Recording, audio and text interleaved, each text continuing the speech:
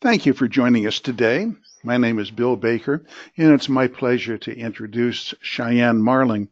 Cheyene Marling is an expert beyond belief in the area of executive compensation in the area of business continuity management.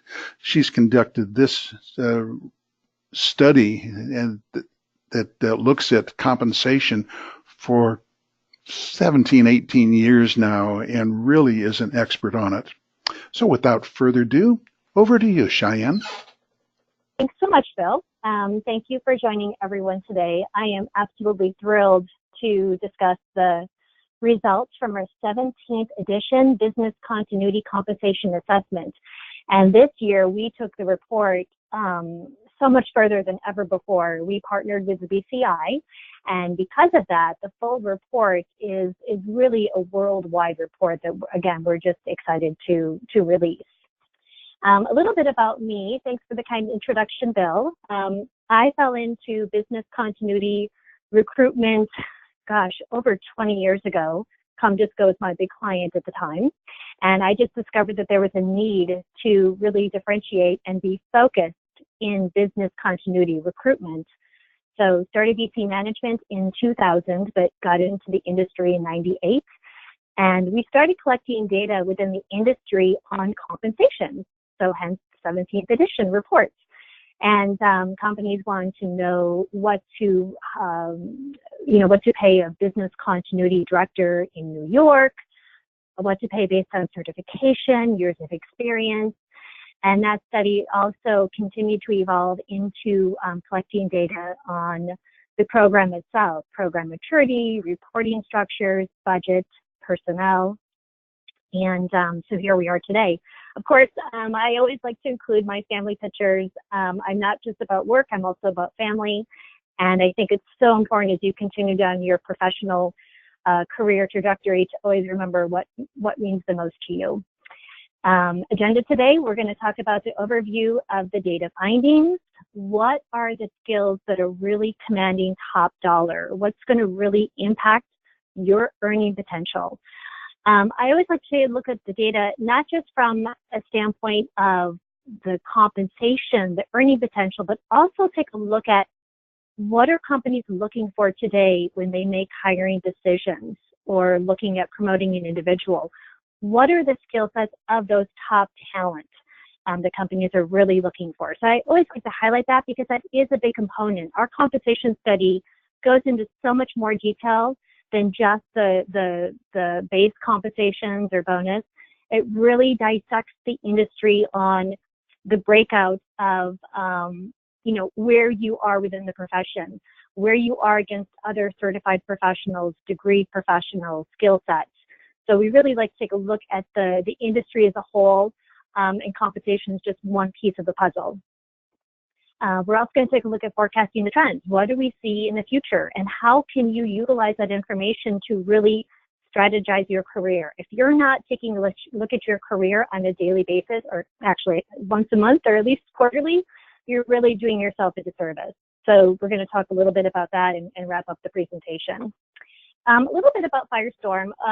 Of course, like I mentioned, I started VC management back in March of 2000. Firestorm approached me back in June of 2017, asking if I ever thought about being acquired. Of course, I was all ears after managing a company for 18 years and having a family at the same time. So this is a wonderful opportunity. I'm still, absolutely thrilled about being under the Firestorm umbrella and being able to offer so many more services to our clients outside of recruiting and program analytics. Of course, Firestorm is owned by Novume. Novume is a publicly traded company on NASDAQ, so that helps with having, again, that larger corporate umbrella to provide more to our clients. Now, jumping into today's presentation, we're going to take a look, like I said, at the overview of the findings, and I'm absolutely thrilled that it's been 17 years of collecting and providing this data for the industry as a whole. A little bit about the participant characteristics. We had over 600 respondents participate in this study. Over 500 were permanently employed or unemployed, and then over 90 were independent contractors. So we did have two separate studies, one for permanently employed, unemployed, and another one for independent consultants, contract consultants. They did receive different questions, and there was a lot of logic built into each individual study. We had participants from over 60 countries, and like I mentioned, with the partnership with BCI, we were able to produce a report that had a regional focus, and we divided those regions into Africa, Asia Pacific, Europe, Latin America, Middle East and North Africa, MENA, and Northern America and the Caribbean. So when we take a look at Northern America throughout the study, it's really Canada and USA. We put Mexico and some other countries into the Latin America breakout group. Within the study, there was a very special focus on the United Kingdom respondents and respondents from the USA, only because we received such a great participant response from those two countries. And the data charts we're going to go through, all of the currencies have been converted to US dollar, and that's the same in the report to really reflect consistency throughout the data. So taking a look at gender assessment, I am absolutely kicking myself that I did not do a gender assessment. When we first launched the study, it would have been very interesting to see the percent of respondents and the compensation details based on gender. This is only our second year doing a gender assessment. Similar to the previous year, again, data was collected on the gender to assist with current and future research trending. Of course, study respondents were given the option not to disclose their gender. In reviewing the data results, we noticed the biggest disparity in gender for the Middle East and North Africa, in which only 21% of the respondents were female. Additionally, the men in the Middle East and North Africa on average out-earned their female counterparts by over 62%. For all respondents worldwide, the data results highlighted that men out-earned their female counterparts on average by just over 9%. In Latin America, however, the data showed that women on average out-earned their male counterparts by over 47%. In respect to the respondents from the USA, the earning potential narrowed between men and women. Our data results in 2018 indicated that on average, men out-earned their female counterparts by over 9%. This year, that data point decreased to 4%. The data did report less females, however, in comparison to last year. It decreased from 42% to 35%.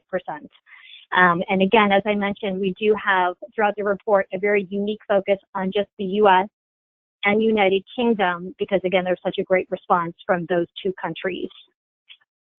Ethnicity assessment, again, this is only our second year collecting data on the ethnicity of the study participants. And just like last year, participants were given the option not to disclose. So of course you can see the breakout of, based on Africa, Asia Pacific, Europe, what have you, as well as I did include a graph for today's purposes for the United States. 65% of all respondents, regardless of their location, did indicate Caucasian in the study. Again, the full report does go by compensation as well for all the different regions and ethnicity and gender. Employment market trends. Now, the good news is the report did show continual prosperity and growth within the business continuity profession. And in comparing the reasons behind a job change to the previous years, we discovered a continual decrease in those being downsized or reduction in force, from 2.8% in 2016 to 0.5% in 2017 to 0.3% in 2018. At the same time, those receiving a new job with a new company increased from 8.6% in 2017 to 12.8% in 2018. So what that means is that less people are being downsized, losing their job, more individuals are seeking new job opportunities within new companies. We also noticed that those who received a job change within their current company also increased from 13% to 16%. So fortunately, few respondents noted a job change due to a company being acquired or being terminated. So overall, definitely good news on the front on employment market trends. So looking at the factors that really impact your earning potential, our study, of course, goes through so many different factors. Looking at your total work experience, of course, many professionals in the industry did something else before getting into business continuity planning. In fact, we do, I don't have it for today's presentation, but within the report, we look at all the different career paths into business continuity. It's no longer, you know, that heavy focus on networking, data center systems, you know, the IT core experience. We see a lot of individuals getting into the industry through even risk management, program management, health and safety, compliance, consulting, even individuals who chose this career path in college. So as a student, we also take a look at discipline experience. When I say discipline, that means business continuity, disaster recovery resiliency, risk management, health and safety, cybersecurity, information security. For today's purposes, we're only going to look at business continuity, but the report, the full report goes into all the different disciplines that you need to take in consideration.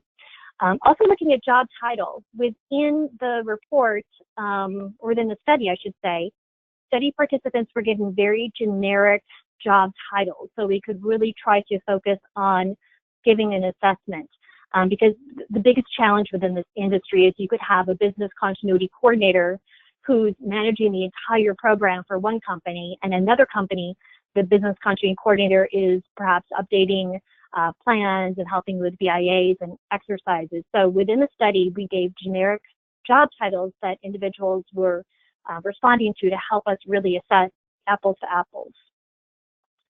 Also looking at degree, not just degree within you know, getting a bachelor, master's, or doctorate, but also taking a look at degrees specific to business continuity, emergency management planning. We have a whole list within the study of those universities that offer very targeted degrees towards our profession. And it is an international list too, and we do check that list. So it's definitely a trend that we've been assessing for over 5 years now. Certification, again, looking at all the different certifications, not just within business continuity, but risk management, compliance, and even program management. We were looking at the PMPs and the PRINCE certification. Geography is always a big kind of go-to within our study. And this year, of course, we did a compensation chart for the globe, as well as the United States. So I always caution everyone when you get your report, which, by the way, we distributed the report this morning for all those who qualified, who took the study, completed the study, and qualified for the reports. But I always like to warn everyone, when you get the report, don't just zero in on the graph that shows the greatest earning potential. Really take a look at the entire study and determine where you fall within each graph to come up with a fair compensation. So looking at compensation by total work experience, for today's purposes, I'm only showing the worldwide. I'm not showing specific to US, specific based on region or the UK. So again, if you receive the report, you will receive the report for everything, the worldwide, the different regions, UK and US. But for today's purposes, we're going through the worldwide. And again, years of total work experience refers to the amount of time that you've been working overall, not just specific within business continuity. And we do always seem to notice a shift in the concentration of study respondents. Our data does show a higher percent of respondents with 21 to 35 years of total work experience, which is 42%, while only 8% of respondents indicated over 21 years experience in business continuity planning. So of course, we're seeing that professionals, again, they're doing something else before they get into business continuity planning. And it's really important that if you're looking to fill a position and you are requesting someone with 5 years business continuity planning expertise, their compensations are going to be a bit higher because they were doing something else before they got into business continuity planning. So something to always take into consideration. We did notice this year also that there's a higher concentration of women with less than 10 years total work experience, 33% compared to men, 21%.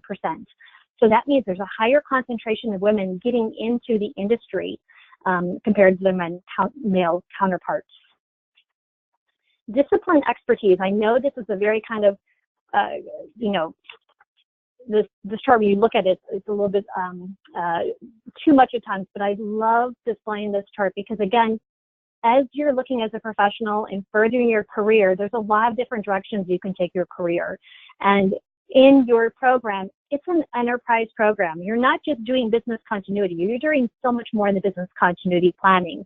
So when you take a look at this chart, you can see the percentage of respondents that have, no experience, 1 to 3 years experience in a given discipline, to 26 plus years expertise within a given discipline. And of course, the very discipline expertise is quite common within our profession, and this provides a very quick overview.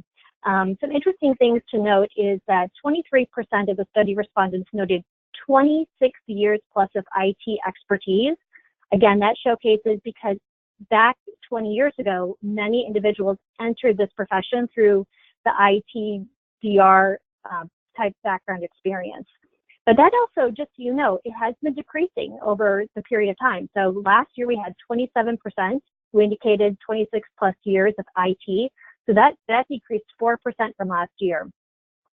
Of course, it does make sense that, well, looking at the bar graph here, we do see that executive protection, privacy, risk management, insurance, those are disciplines that the business continuity professional has very little experience in. So, you take a look at this, you can see that we're definitely very focused in business continuity, crisis management, pandemic planning, GRC.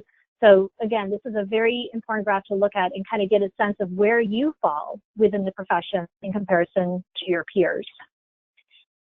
This graph, I apologize, I tried to get it really clear cut and it just wasn't cooperating with me.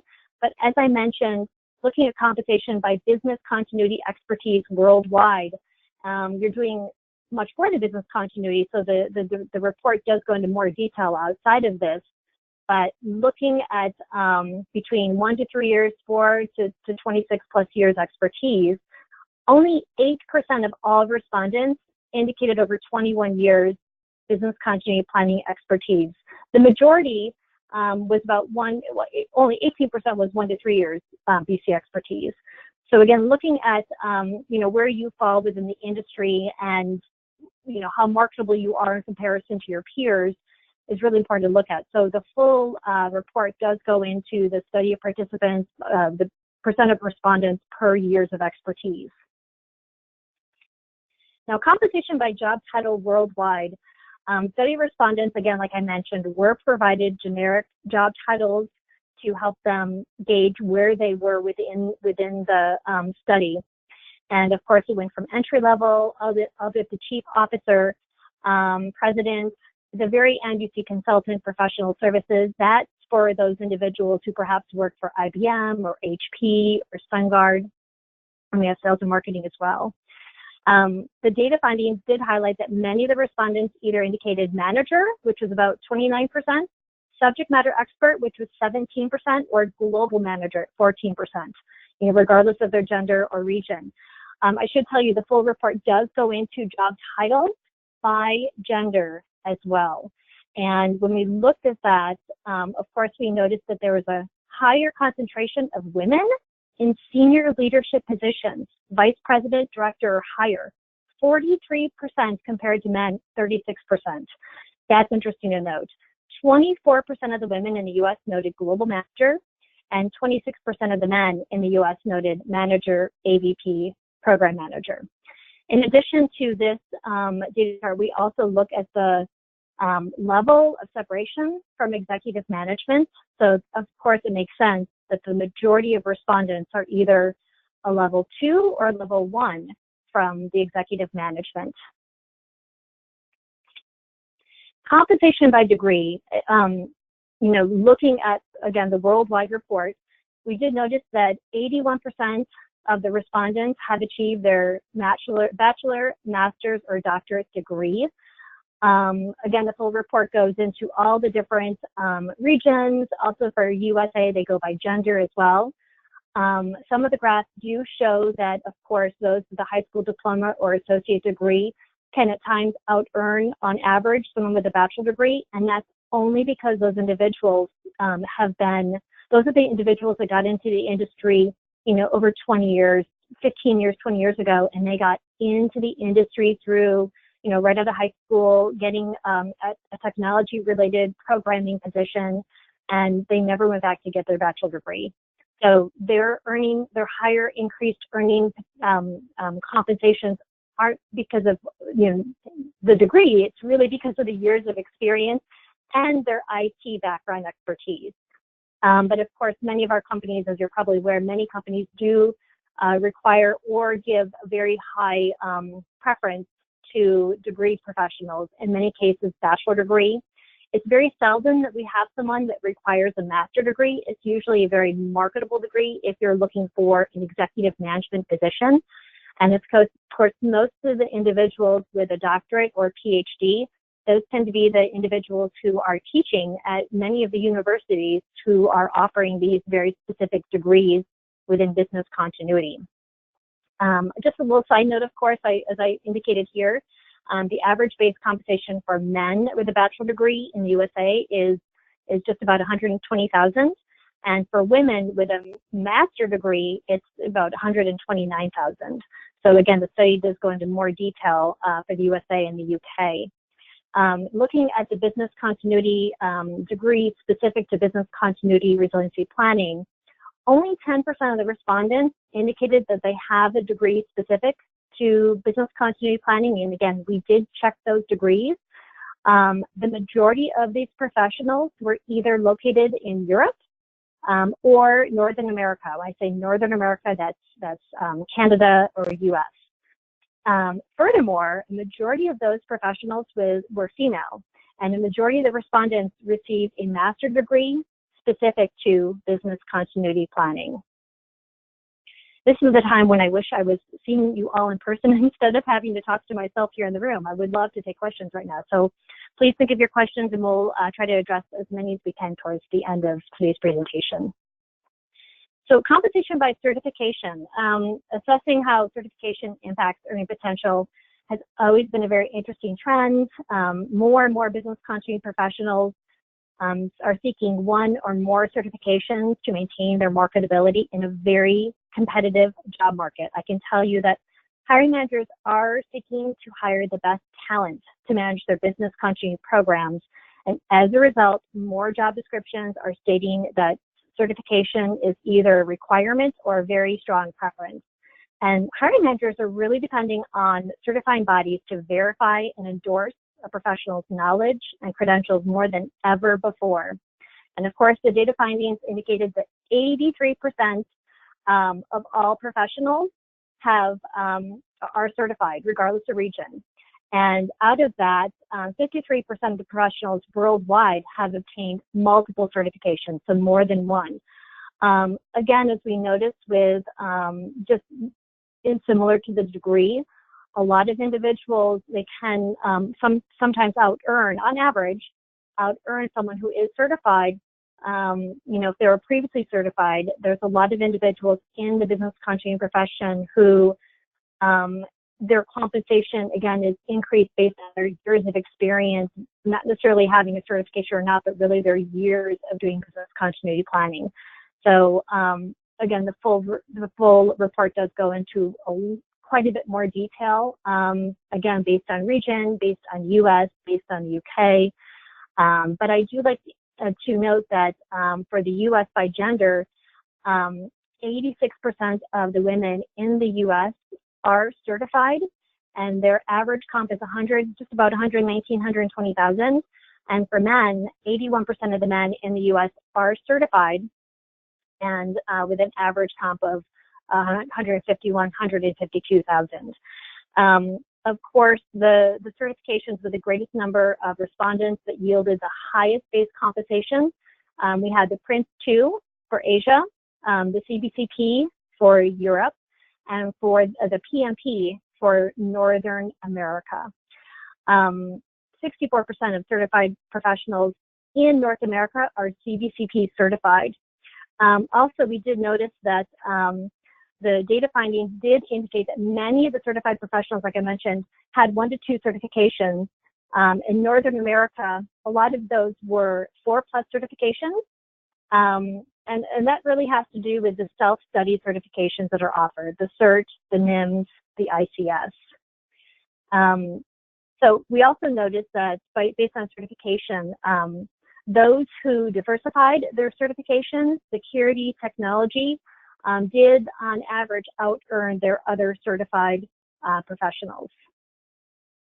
And we also did notice, I should also mention that the top 3 most obtained certifications, according to the data findings, included the CBCI, which was 46%, the MBCI, which was 20%, and the AMBCI for 19%. That was for Asia Pacific.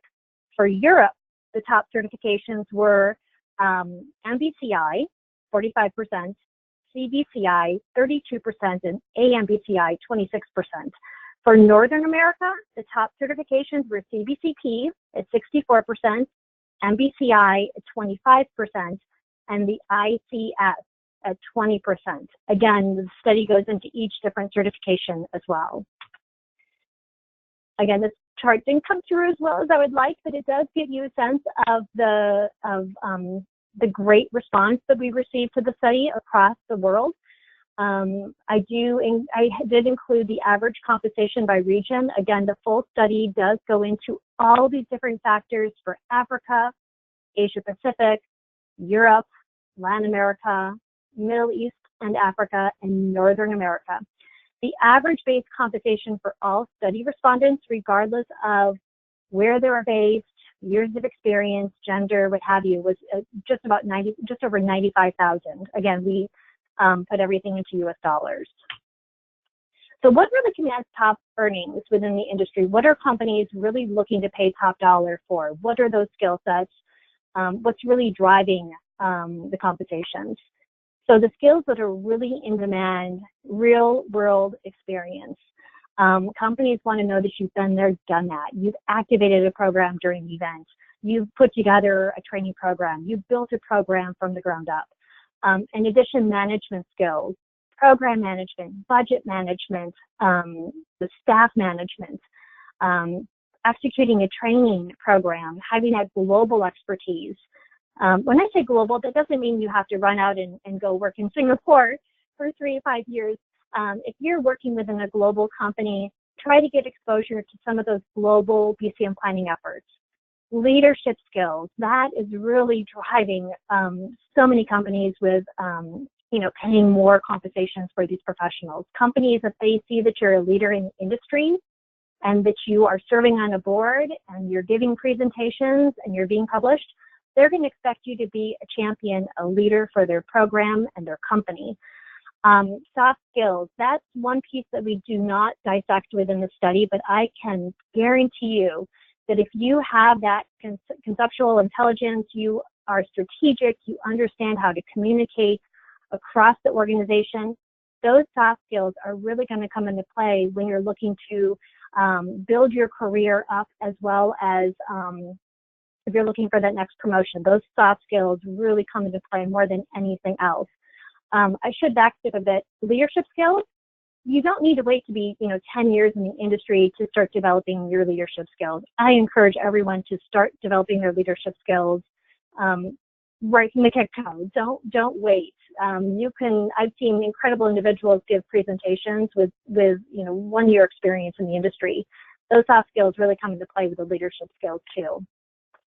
So program activation, looking at, again, those real world expertise, companies want to know that you've been there, done that. They know that they can count on you. If something happens, this is your job. You're activating the program. You're there.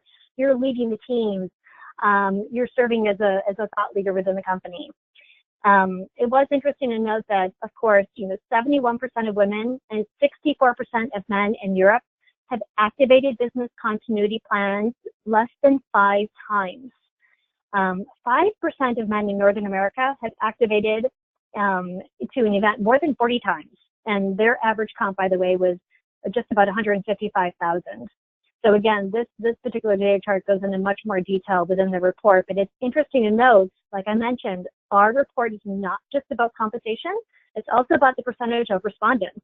So if you look here, worldwide, 39% have activated, based on the event 1 to 5 times. 24% have never activated the program due to the event. So, these are skill sets that you can really kind of play up within your expertise, and companies are willing to pay for having that specific expertise, that real world experience. Looking at program management experience as well. Again, this is a worldwide report, but when you're looking at the data, look at also the percent of respondents. Where do you fall within each data chart? 25% of women, 29% of men in Europe noted 11 plus years program management expertise. So this is an area that, as a profession as a whole, we're really good at program management. You're managing a program. So that's one of the areas of expertise within our profession. Also, 48% of women, 47% of men in Northern America noted 11 plus years. 18% of women in Northern America indicated 21 plus years. So that goes to show that, the women in Northern America have quite a bit of experience in program management expertise as well. Looking at training experience, you can develop a great program, but it's virtually useless if you're not rolling out a training program across the company so that employees know what to do when there's a disaster. This is absolutely critical. I have so many companies that come to me and say, you know what, I want someone who understands the culture of the company, who can develop a program for the culture of the organization, who can execute it, be a champion, and train so everyone knows what to do when there's an event. Again, don't just look at the compensation, but look at the percentage of respondents. So the majority of the study respondents have developed and implemented the training program 1 to 3 times. Interestingly enough, 53% of women and 52% of men in Europe, and 57%, 59%. So it's very equal between men and women in Europe and Northern America with that level of expertise.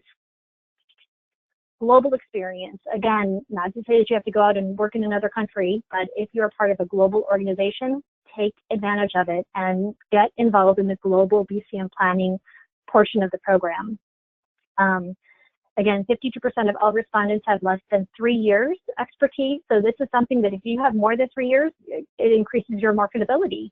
If the company is looking to hire, and I get this so often, if it's a position where it is a global business continuity senior manager, they want someone with that global expertise already. They don't want you coming in and not having the understanding that if you have an event in India or in Asia, you may have to get on the phone at midnight and be a part of that activation for an event. So having that global expertise is absolutely critical if you're interviewing with a position that is a global company. We did notice that women based in Europe noted less global planning expertise, with 46% of women noting no global planning experience compared to the men at 32%. So again, I think looking at not just the percentage of respondents, but looking at that gender assessment is highlighted throughout the entire report. So leadership skills, absolutely crucial at every stage. Don't wait until it's too late to start doing this. You should start doing it right from the get-go. Companies have obviously responded to the increased awareness, visibility of their programs, and more than ever before, executive management desires continuity professionals with proven leadership credentials. So as such, presentation, publishing, board experience. They assume if you're a leader in the industry, that you'll be a leader within their organization. Really to sum up in one word, hiring managers want a champion, someone who can bring results and leverage the relationships within an organization to advance the program for the better of the company. So our study results indicated that developing your presentation skills and publishing skills can potentially yield a substantial increase in earning potential. So those professionals with the refined presentation skills can earn on average up to 47% more than their peers. Those publishing can out-earn on average up to 34%. And of course, if you're serving on a board, you could be potentially out-earning your other peers by 37%. But this is the area that I cannot begin to stress it enough. This is an area as a profession we are really lacking in. So the data findings did indicate that many professionals are really shy with developing their leadership skills, even though these leadership skills are highly sought after by employers.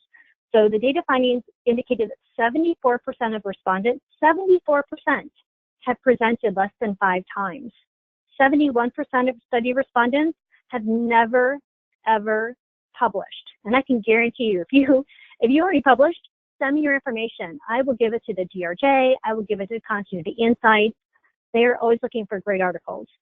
64% of respondents have never served on a related board for business continuity planning. So if you're looking to advance your career, this is one area that you can absolutely not avoid. Credentialing for the most effective hire. So, obviously, we like to poll our hiring managers to find out where they feel, the strongest skill sets or credentials are that lead to the most effective hire within their organization. And we continue to see this time and time again, communication skills are at the forefront, followed by leadership skills, as I just mentioned. It's so imperative within our industry. Also looking at culture fit to an organization. Many companies will promote people from within just because that culture fit is so important. The relationships are so important. So again, that culture fit, when you're going in for an interview, they already know that you have the skill set. That's why they're bringing you in for the interview. That interview is to really see how you project yourself as a leader and if you are in fact a fit for the culture. One thing I should also mention, again, I always continue to hammer this home, but as you're developing a business continuity program for a company, that culture fit of the program is so important. Never ever assume you can develop one program for a financial firm and take that same program to another financial firm. It's not going to work. It's not going to happen. So culture fit and understanding the culture difference between organizations is very, very critical. Presentation skills, of course, tie into the leadership skills. Wide array of discipline expertise is also so important because you're doing much more than business continuity planning.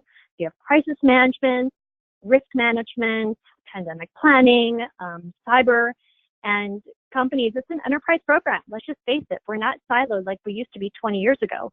So companies want that very wide array of discipline because the program is encompassing so many different aspects. Also, third-party risk management is a huge thing right now. Supplier resiliency, another huge area. So if you have these different disciplines, play them up in your expertise or look at how you can add to make yourself more marketable. That's one very key area. So I want to just kind of tie this all up with a couple quick slides. I always like to be kind of inspirational when I help people with their careers, but always take a look at elevating your career. As you take a look at the compensation study, don't just zero into the chart that's going to give you the most money. Take a look at every chart and decipher what's a fair, reasonable compensation. And also take a look at the percentage of respondents within each data chart and how you fall within each data chart compared to the profession. And develop a career path and look at how you can, where you want to be 3 years from now, 5 years from now, and don't do yourself the disservice of not reviewing your career, doing a SWOT on yourself. So think about, how you influence others, situational awareness. Companies want someone who understands different situations, how to correspond, communicate across the entire organization. How do you communicate with executives, drive their interest in business continuity planning? How do you use diplomacy? How do you look at culture? Developing a program that's going to work for the culture of the organization. Never, ever, ever forget your personal brand. I always like to mention that a bad instance at a company Christmas party or event can just destroy your personal brand. And it's human nature to develop your personal brand brick by brick. Discussion one-on-one, discussion as a group, leading a presentation. Your personal brand is built. It's human nature to assess others, so you know how to predict how they're going to react in a given situation. So personal brand is so important in business continuity planning. And I can guarantee you that if you're looking for a promotion, your personal brand, your leadership skills, your ability to think outside the box is absolutely imperative. And this industry is evolving. I mean, think about, 20 years ago, I can guarantee you students were not looking to choose business continuity planning while they were in school. So you need to continue to evolve within the profession. Back then it was disaster recovery. Now we have resiliency. What's going to be the new term tomorrow? And are you really making an impact on the profession? Are you really a leader, a thought leader, a champion? And, look at how your programs do today. How are things evolving? You have AI coming at the forefront as well. And AI is going to take out a lot of the repetitive skills, right? It's going to alleviate some of the stress of BIA. So you're going to take that information and it's going to change how you approach business continuity planning. How strategic are you with taking that information and making the program that much better for the organization? So of course, the trends, we're continuing to migrate into an enterprise program encompassing all those different disciplines. Companies are really getting that. They're increasing their oversight because of all the different compliance, the standards that are out there. Again, that's not saying that you have to checkbox everything. More importantly, executives want a program that's going to work. They don't want to be that name on social media, on Facebook, that, something happened to their program. They weren't there for their customers. So executives are truly, truly interested in knowing that this program works if something happens and looking at the social aspect with their customers. There's continued convergence with risk management, security. Again, it depends on your organization and the disciplines that are included within your enterprise program, but we do see quite a big convergence between risk and security. More than ever before, there's dedicated crisis management, someone dedicated truly to crisis management within an organization, especially the large organizations. So that could be an area to direct your career. We also noticed an increase this year in physical security. And I think that has a lot to do with a lot of the active shooters, a lot of the unfortunate events that are occurring, not just across the U.S., but across the globe. And of course, again, very much integrated across the entire company. So business continuity has increased integration with risk, with third-party risk management, with cybersecurity. It's not so siloed like it used to be, and it's going to continue to integrate. So again, looking at your career, never ever be complacent. Always think about, how you can be a champion. Companies want individuals who are really champions for the program, really passionate. As you're engaging others across your company, if you're not passionate about what you're doing, don't expect them to help you get the results you need.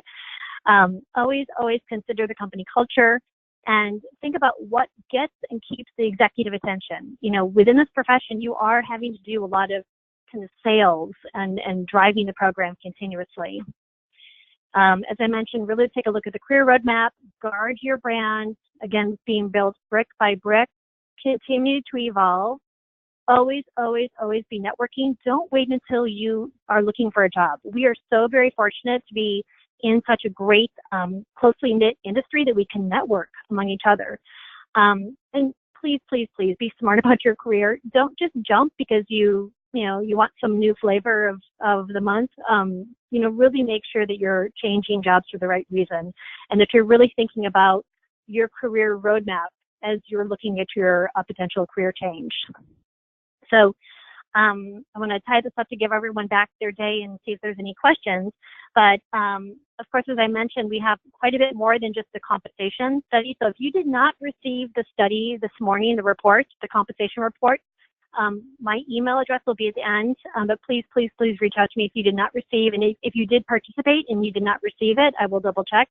Otherwise, you can always purchase the compensation report as well. We have one for full-time permanently employed as well as independent contractors. So both are available today on our website, but we also have quite a bit more. We have information on program maturity, IT resiliency, an overview on budgets, personnel, how events impact organizations. In fact, our next study will be released late next week on crisis event impact management, and that goes through how events impact organizations from estimated financial impact to the employees, impact to the organizations, what was activated during an event. I looked at over 20 different events, from man-made, natural, technical. So again, if you're interested in our data, we have a wealth of data, believe me.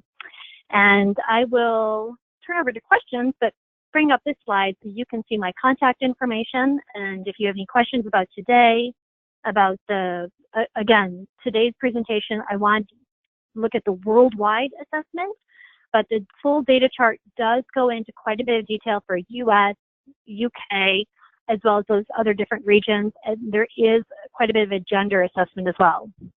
So I will turn it over to you, Bill, to see if we have any questions at the moment. Okay. Look too. Here's one, Cheyenne. If we didn't qualify to receive the report, is there a way that we can now request it? Yes, of course. If you go to the Firestorm.com and go to the program analytics, the report is available for purchase. But again, I stress, if you do believe you participated, please reach out to me. I will double check. But we do have both reports available for purchase, and they are worldwide reports. Can you clarify the global chart listing compensation by country? Did it say no one from Japan replied or provided their salary? That would be correct. So the ones that are included on that global map are ones that we received participation from, as well as compensation. So we do have at times where people will take the study, perhaps from Japan or other countries, and then if you look back at that data chart, in fact, I wonder if I can go back to it. Let me see. If you do go back to it, it will, the ones that just have the little arrows means that we got someone who responded to the report. Yeah, these little arrows, but they did not include any compensation data. So like, for example, Japan, yes, we received a response from Japan, but that person did the entire study, but they did not include their compensation information. A great question. How do you describe personal brand best practices? Oh, personal brand best practice. I would say, look at how you impact others, look how you influence others, and think about how you project, how you think people view you as you have those one-on-one interactions and as you're interacting as a group, perhaps giving a presentation. So, looking at your personal brand, it's how you motivate others, how do you influence others, how do you develop your leadership skills. There's so many different components of that, and it's one thing you cannot fake. I guarantee you cannot fake your personal brand. It's truly who you are. You can mold it, but it's truly who you are as a person. Will you be distributing the slides of this presentation? Yes, of course. I am more than happy to give the slides to anyone who participated today. In fact, let me go back to my contact information. But please, please, please reach out to me if you'd like to receive these slides. Okay. Here we go. Is there a shift across the spectrum from less than 10 years experience towards greater than 10 to 20? And is that trending? Now, I'm not sure how to answer that question. I'm not sure if it's referring to work experience or to experience specific within business continuity planning. So I'll try to answer in both ways. I've noticed that we are seeing more and more professionals that gap is narrowing between individuals with their work experience and specific experience to business continuity. Before, that gap was much greater. I can tell you that those professionals we tend to have more professionals in the industry with, over 15 years expertise, just quite frankly, because I've been in this for such a long time.